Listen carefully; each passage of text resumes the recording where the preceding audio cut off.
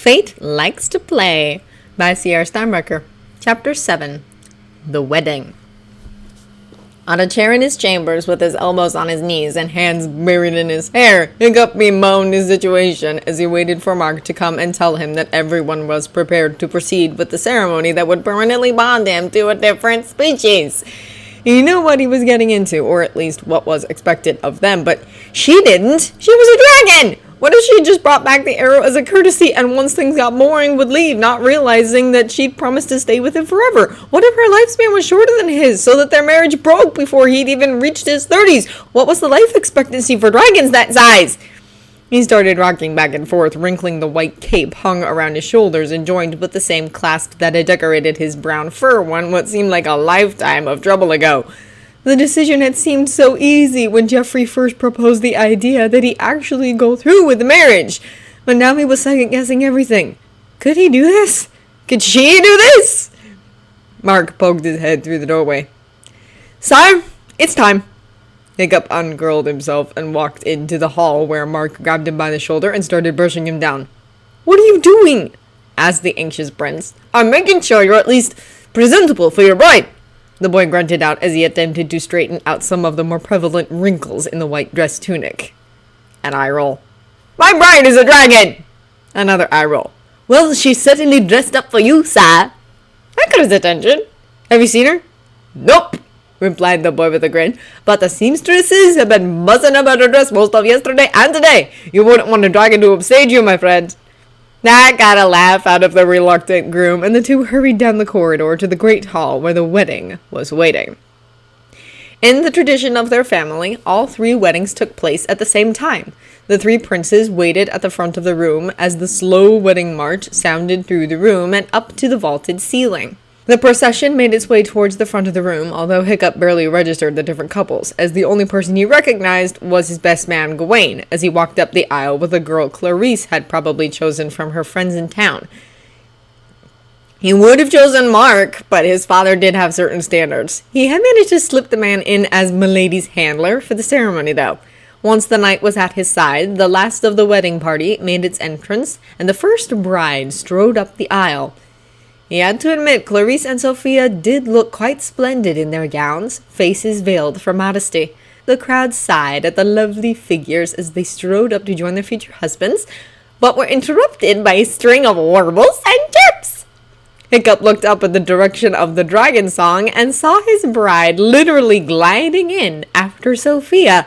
He didn't know what they'd made the train out of, because it floated behind her, fanned out on the air as she swooped down and landed on Mark's outstretched arm, letting the train and veil fall neatly behind her as she stood tall and proud for the crowd of onlookers. Mark and Hiccup smiled as the mutterings at the strangeness of it were outweighed by the coos of the ladies. She really was kind of adorable. The ladies joined the princess at the front of the room and were blessed by the priest before they sat down for the beginning of the mass.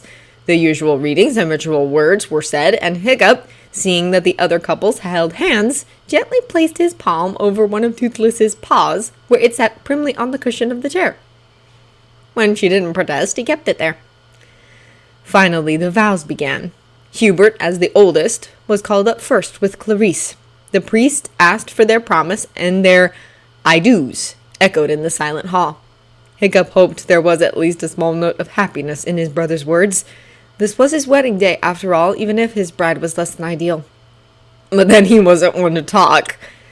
Then the ring bearer came forward and Hiccup started to panic. Where was he supposed to put the ring? He looked at Milady's other paw, the one not covered by his hand. The claws might work unless the ring was too large. What would he do then? He studied her ear where it emerged from the lacy veil. Perhaps he could put it around the base of one of her ears. Yes, that might work. Then she twitched her ear to the side to better hear the old priest's words, and that idea was tossed out the window. One twitch, and she'd fling the ring right off. Perhaps the tip of her tail? No, that had the same problems as the ear. Loud clapping interrupted his frantic thoughts, and he looked up at his brother, who was drawing back from his first kiss as a married man. He was running out of time! While Hamish and Sophia exchanged their vows, rings, and kiss, Hiccup looked around frantically for the boy with the rings for him and Milady. If he got a better look at the rings, he might have an idea of where to place them. Oh no, How was Toothless going to put the ring on his finger? She didn't have any hands! For that matter, how was he supposed to kiss a girl with no lips? The second round of applause marked his exit of the frying pan and entrance into the fire. Shaking slightly, he rose. Mark picked up Toothless and extended an arm for her to perch on, and walked over to where Hiccup stood in front of the priest. Prince Hiccup Haddock, began the priest, do you take my lady Toothless as your lawfully wedded wife to have and to hold from this day forward, for better or for worse, for richer, for poorer, in sickness and in health, to love and to cherish from this day forward until death do you part? The teen looked at the dragon in front of him, wings and tail and big green eyes, and took the plunge. I do! The priest turned from the young man and smiled indulgently at the dragon. My lady Toothless, Thank goodness someone had told him her name before the ceremony. do you take Hiccup Haddock as your lawfully wedded husband to have and to hold from this day forward, for better or for worse, for richer, for poorer, in sickness and in health, to love and to cherish from this day forward until death do you part? She roared her consent. The boy came forward with the rings, and Hiccup saw to his relief that one was strung on a chain. As the priest babbled on about unity and fidelity, Hiccup took the chain and unclasped it. The man gave him permission, and he placed the chain, barely the size of a bracelet, around the neck of his wife. She closed her eyes as he did so, and when he looked up from the clasp, he met those big green eyes that sent a clear message. Good job! He smiled at her. Then Toothless grabbed his ring with her lips very delicately and sat there, waiting for the priest. He gave her the go-ahead, and Hiccup slid the tip of his ring finger through the circle of metal as she held it in her jaws. She tapped it all the way down with a wingtip and looked back up at him. He whispered, Good job! And she positively glowed. The priest beamed at the controversial couple. I now pronounce you husband and wife. You may kiss your bride. Mark held out his arm so Toothless could get close enough, but she hopped off of the servant and onto the prince's shoulder. He startled and moved his arm up to regain his balance when she wiggled over onto his upper arm. Once he saw what she was doing, Hiccup wanted to laugh. He moved his arm until it was almost in front of him, and Toothless bent down and pressed her scaly green lips to his pink ones. Hiccup smiled. Maybe they could do this after all.